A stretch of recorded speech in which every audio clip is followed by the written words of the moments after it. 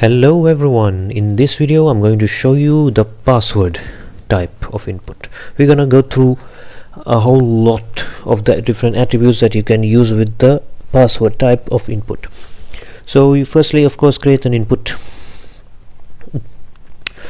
specify the type to be the password,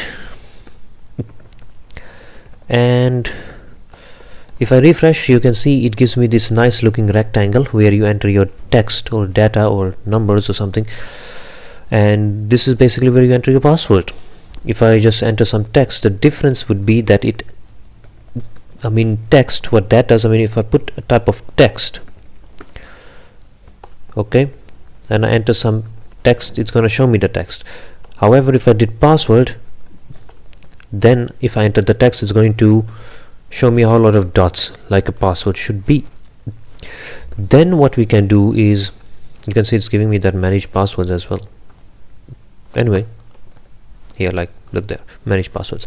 Nonetheless, the type of password can also have a placeholder element, placeholder, and I can put in some placeholder text like enter your secret key, and then we can see that it does that, and we can enter our secret key. Then it also can have an ID selector, and in the ID selector I can maybe put an S, okay, and then that's gonna make me access the here like that, an ID of S, and I can style it by making the color equal to, sorry, like should have been like this, and red, the color should be red.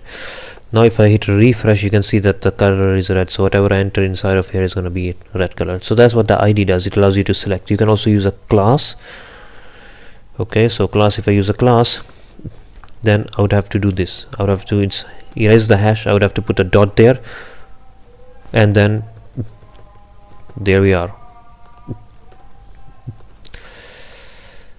So yeah, that's pretty much all we can do with the password. You can also use regex, but I don't want to make this video longer, so regular expressions in the next video.